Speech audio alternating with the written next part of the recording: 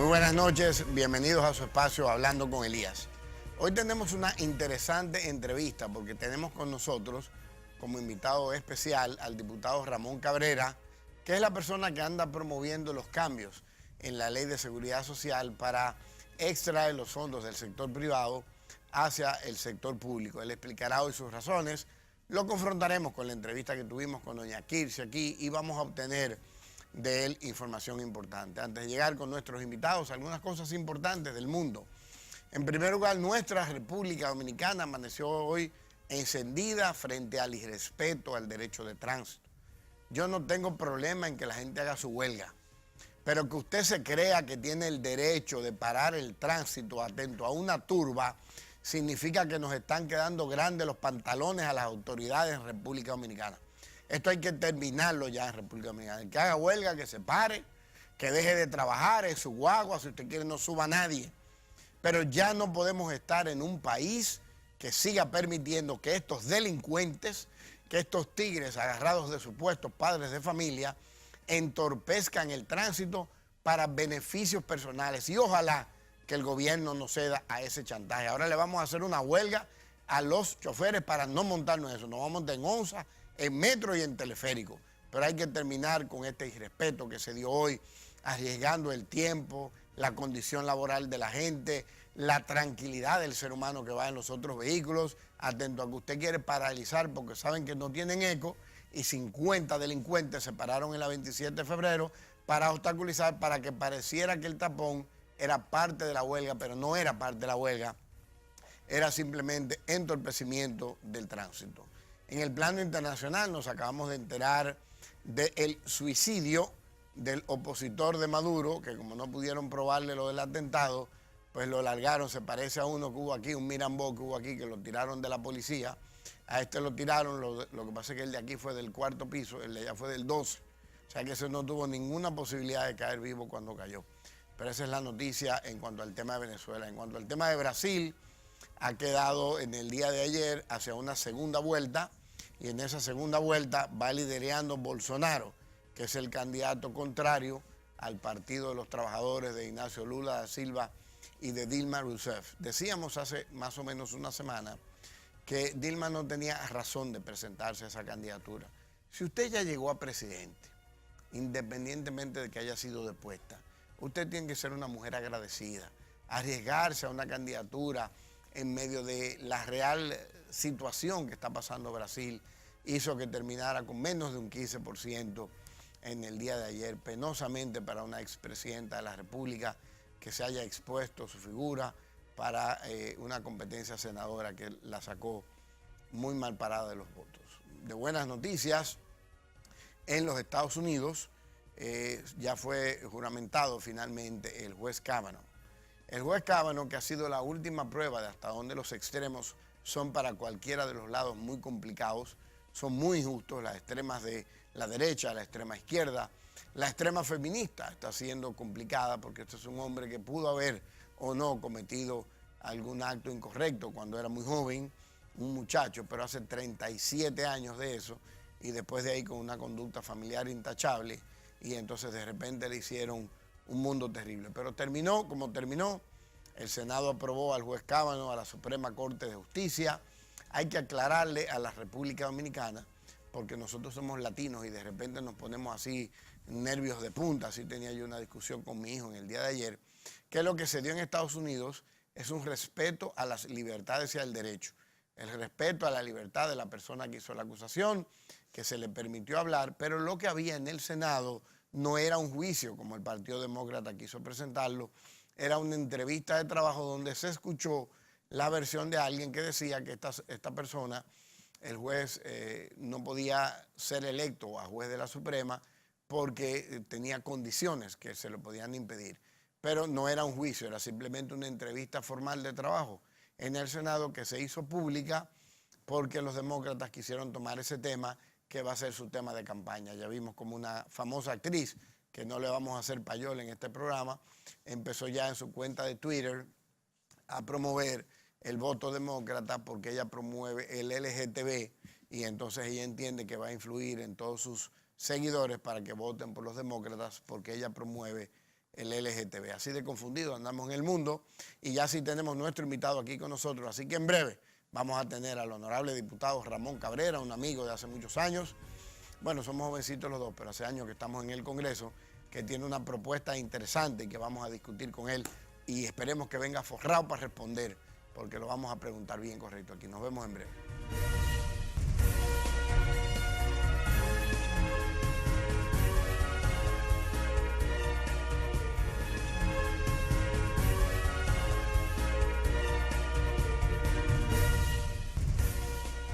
Bueno, ya estamos aquí con nuestro colega, nuestro compañero, no solamente como diputado, también somos compañeros dentro del Partido de la Liberación Dominicana. Cabrera es un dirigente de alta data en el Partido de la Liberación Dominicana, que tiene una interesante propuesta sobre el fondo de pensiones. Así es, ¿verdad, Ramón? Así es, los fondos de Cuéntanos pensiones. un poquito sobre el tema. Tuvimos una entrevista hace un par de semanas con doña Quilce aquí, con una posición contraria a la tuya, y nos encantaría orientar a los televisores con eso que ustedes están promoviendo y que la gente sepa cuáles son las versiones que se mueven. Bueno, lo que pasa es, gracias Elías y al país que nos ve por esta oportunidad, es obvio que lo que pasa es que las administradoras de fondos de pensiones, ella prácticamente es la que es su gerente, ¿no? La que plantea las posiciones. Y el que está planteando situaciones nuevas que creo que hay que modificar la ley he sido yo. Ya tú sabes que terminó desde el 2013. Propusimos un proyecto de ley que fue aprobado en la Cámara de Diputados. En ese momento, ¿qué fue lo que propusimos, Elías? Y al país. Propusimos, y se aprobó perfectamente, que las ganancias, las comisiones que cobran las AFP, que cobran dos. Las AFP cobran 0.5% del salario todos los meses a los trabajadores, le descuentan un 0.5% de su salario. Le descuentan 2.87% de su salario y las AFP se toman de eso 0.5% de ellos para sus costos administrativos. Ahora, anualmente las AFP cobran un 30% de la rentabilidad que se obtiene en todos los fondos. No lo voy a decir técnicamente para no cansarlo, pero es sobre el exceso de rentabilidad. Es un concepto técnico. Lo que sí es, para no agotarle a ellos tiempo ni nada, es que las AFP en 10 años se han ganado 592 millones de dólares. ¡Wow! 592 millones de dólares. 25.000 millones de pesos. Usted estudia en dólares, usted estudia mucho y esas cosas. Y eso es más de 28.000 millones de pesos en 10 años. Y yo estudiaba mucho, como le estudio el boletín de la Superintendencia de Pensiones, y veía eso. Pero en los estudios que se han presentado, lo estudió el último estudio en 2015, presentan que las AFP van a entregarle pensiones a las personas, los camarógrafos que están aquí, al cumplir las expectativas que le van a entregar un 23% de su salario de pensión. Pero para ello hay que tener 30 años, Elías, 30 años de trabajo de manera consecutiva. ¿Qué es lo que yo digo? En un país donde la informalidad del empleo es de más de un 50%, supera el 50%. Es decir, ¿qué significa eso? Que la gente entra y sale de los trabajos. ¿Qué resulta? Que las personas tienen que cotizar 360 veces, es decir, 360 meses. ¿Tú sabes cuántas personas han podido cumplir con eso? Desde el 2003, que es cuando entra la ley, la 87-01 del 2001, pero pensiones entró en el 2003. Solamente desde esa época hasta el 31 de diciembre, casi 15 años, tienen que haber correspondido 174 cotizaciones. Es decir, que las personas deberían de tener eso, todo el que trabaja. por lo menos todo el que tenía más de 34 años en ese momento, en el 2003 debió haber acumulado 174 cotizaciones. ¿Qué porcentaje de los 3.4 millones de afiliados que tiene la AFP han podido alcanzar esa? Un 19%. Para yo permitirle que hagan una pregunta o el corte que tú tienes de la amiga Kirsi, te quiero anunciar al país que eso significa que más de 1.600.000 dominicanos que hoy trabajan no tendrán una pensión en los primeros 30 años del sistema. ¿Cómo? Porque no pueden completarla.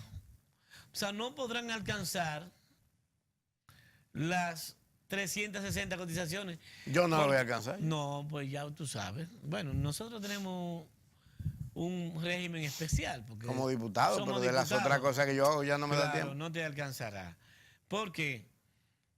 Porque, señores, la pensión ya no es el Estado. Hay personas que creen, Elías, que porque trabajan, tienen 15 años en el Estado, que es el Estado que lo va a pensionar porque ellos trabajan en industria y comercio, porque trabajan en agricultura, obras públicas. No, investigue porque usted tiene una AFP. Y es la AFP que te va a pagar tú una pensión. Pero tú sabes quién es que la va a pagar. Eres tú, de tus ahorros, de lo que tú mismo ahorras, es que te van a pagar tu pensión. Si tú no ahorras, no tendrás pensión. Muy largo lo que hablé. No, excelente. Pero bien. Excelente. Yo estaba medio en contra, pero estoy casi contigo. Me falta poco. Estoy como en la mitad del camino. Entonces, lo que ustedes están proponiendo, ¿en qué consiste el cambio que eso está proponiendo? Lo que yo estoy proponiendo es lo siguiente. Porque tú hablaste ahora de lo malo, de lo que está pasando. De lo que está y pasando. de lo que te ha motivado a provocar un cambio. Exactamente. Porque pero ¿cuál es el cambio que estamos promoviendo? El cambio es lo siguiente. Pero a mí me gustaría, no sé, no te voy a dañar la producción, no sé. Porque no, tranquilo.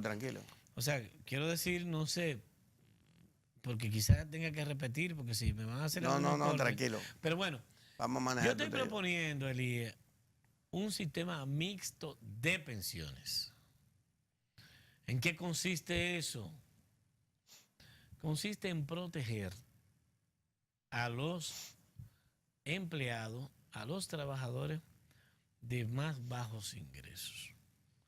Porque las personas que tienen bajos ingresos son ellos mismos los que tienen que, y los que tienen alto también, son ellos mismos los que tienen que pagar su propia pensión.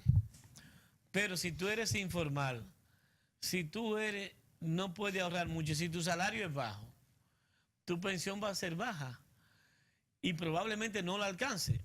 Yo estoy proponiendo que hasta los 2 salarios mínimos, es decir, el salario mínimo nacional es de unos 9.400 pesos. Es decir, que hasta los 2 salarios mínimos las personas puedan tener una pensión definida, como el sistema de reparto, que te dé un porcentaje. ¿Cómo es Hacienda hoy? Lo que se quedaron ahí, porque ya nadie puede entrar a Hacienda. Que el que tiene 20 años de trabajo en el Estado puede recibir un 60% de su salario. De su último salario el último año. Los últimos 3 años okay. Se hace un promedio y tiene un 60%. Yo pienso que las personas que trabajen que ganen hasta 2 salarios mínimos pueden tener un salario definido, base, mínimo, que no estén con la incertidumbre de si yo aporté mucho o si aporté poco. Sí, que esté definido ahí, esa base.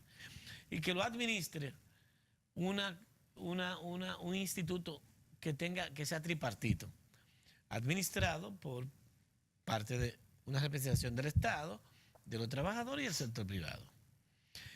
¿Y qué sería lo otro? Que lo otro venga como un complemento, que las AFP sigan existiendo. Aquí hay sectores que están planteando que la AFP la saquen de juego. Yo creo que no. Esa es la propuesta que viene del Senado. Sí, yo creo que no. Yo creo que pueden participar, pero como complementariamente. Entonces, todo el que gane más de 2 salarios mínimos, entonces sobre ese excedente cotizará a las AFP. Dime si me entiende para qué.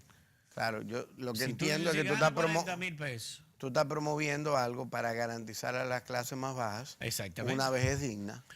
Así Digna es. relativo, porque, Relativamente digna, pero pero por lo más menos digna que lo que le está ofreciendo el mercado ahora mismo. que no tienen, que no van a tener una pensión digna, ¿eh? Entonces yo estoy planteando una combinación. Y alguien diría, pero ¿qué más? ¿Y eso de dónde sale?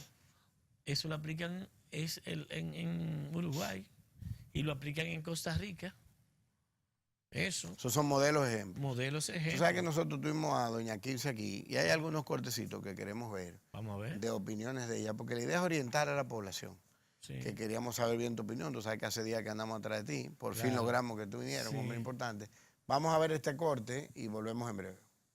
De la superintendencia, el patrimonio de los fondos de pensiones que administran las AFP supera los 443.000 millones de pesos. Eso es mucho dinero. Sí, eso es más de 8.500 millones de dólares, que pertenecen, no es un solo fondo, el conjunto, la suma de todos los fondos que son propiedad de más de 3.600.000 personas afiliadas a las AFP en la República Dominicana. De la Ahí vimos, Ramón, que eso es mucho dinero que se está Sí. manejando. Pero eso no es ninguna noticia, eso no es nada. Porque todo ese es los fondos de los trabajadores, lo que se administra. Porque antes lo manejaba eso el Instituto de Seguridad Social. No, sí, pero Antes de la ley. lo que estaban en privado, el sector privado, porque la mayor parte de ese dinero entraba al Estado y estaba en el Estado. Y le daban una pensión los intergeneracionales, es decir, los jóvenes financiaban la pensión de los viejos, de los más viejos, ¿verdad? Como dice, de los mayores. Que no es el caso de cómo está la ley. Ahora no, ahora es tú mismo te financias a ti mismo. O sea, tú te financias a ti.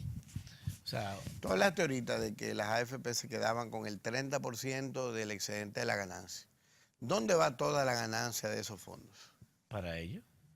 Para las AFP. Bueno, la parte que no es de ellos, pues va, eso, la idea es que aumente el fondo de las personas. Porque ¿qué es lo que se hace? Cuando a los camarógrafos les descuentan aquí los 2.87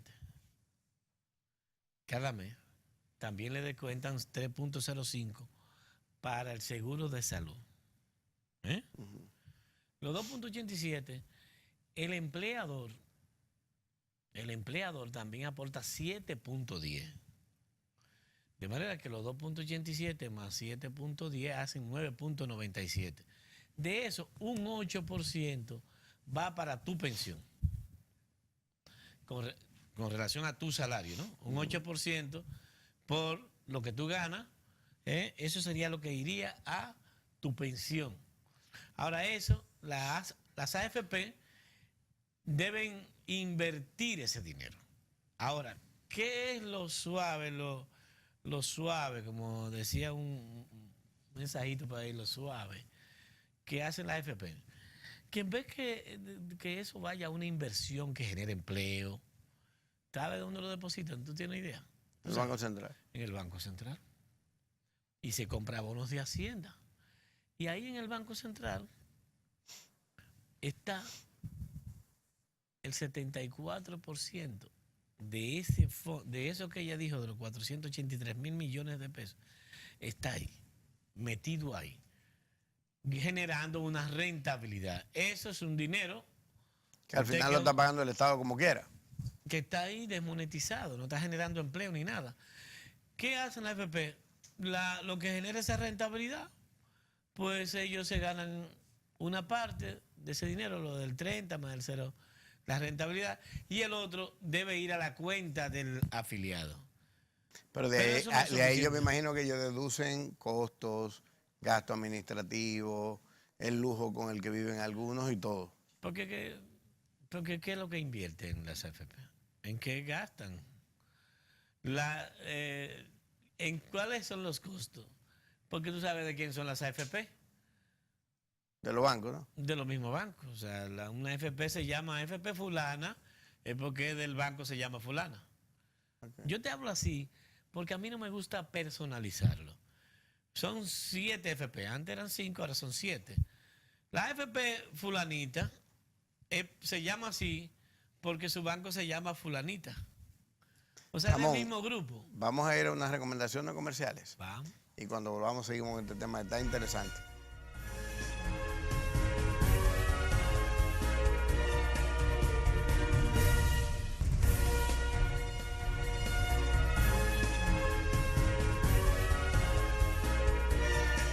Bueno, ya estamos aquí de nuevo con Ramón. Quiero primero decirte que esta entrevista es importante que llames a los familiares tuyos que andan por ahí por la casa, que pongan atención porque lo que Ramón está hablando es del futuro tuyo. No importa si eres muy joven o si eres una persona de edad media o ya eres una persona en edad de pensión. Este tema es muy importante para todas las generaciones del país. Llámalo, que vengan, que Ramón va a seguir orientándonos sobre su visión. Así que seguimos con Ramón. Qué bueno que Elías, hablaste precisamente de eso al público.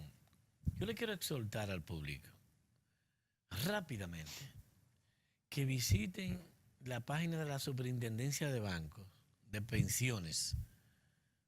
Así entren ahí que la van a encontrar, Superintendencia de Pensiones, para que vean que ahí hay un link, ¿lo dije bien? Sí. Que dice consulta de AFP. Ellos le ponen su número de cédula al trabajador. Si el trabajador no sabe bregar con eso, que se lo diga a los muchachos que saben muchísimo, para que vean cuál es su AFP. Con su cédula le sale cuál es su AFP, porque la mayoría no lo sabe. Después que tenga eso, ahí mismo hay otro link que dice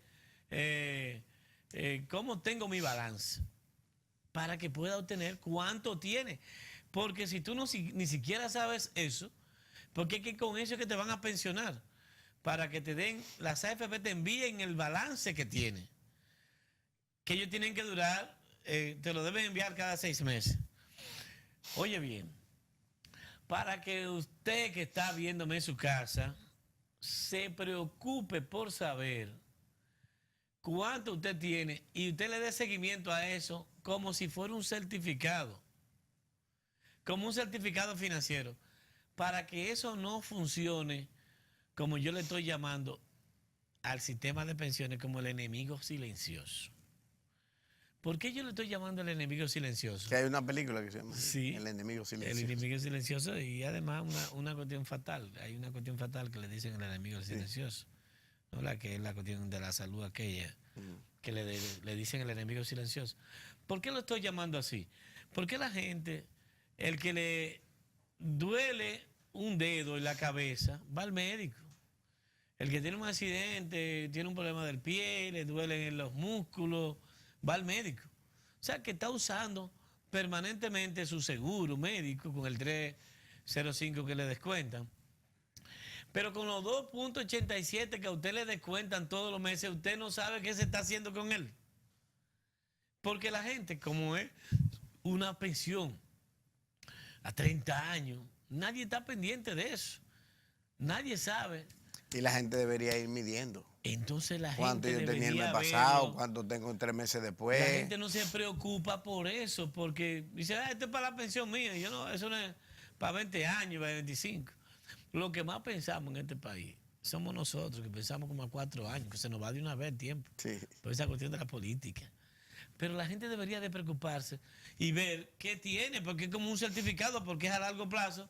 Lo único que el certificado te dan unos réditos, como le llaman, unos intereses cada mes, pero en la pensión no te dan nada, ni lo puedes ir a buscar, pero es en 30 años. Así que es importante que lo investiguen. Vamos a mirar un video que tenemos de Kirsi sobre la repartición que hemos preparado para compartir contigo, Ramón.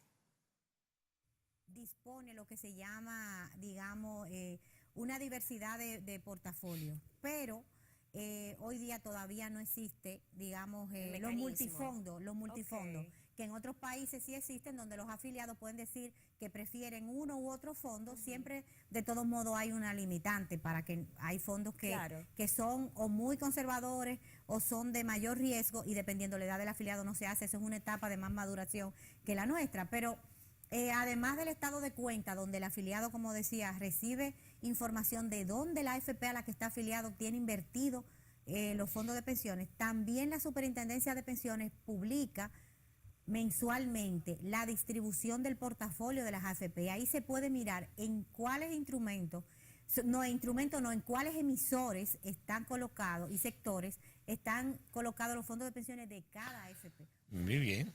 Ella está hablando Pero de los no niveles de investiguen mucho, que transparencia. están todos en El Banco Central. Por lo menos 76% está ahí. Sí, apenas. ¿Y por qué eso, Ramón? De que en vez de hacer inversiones de productividad, se estén recostando de una debilidad que en el momento tiene el gobierno. Porque toda la inversión del Banco Central es por aquel hueco.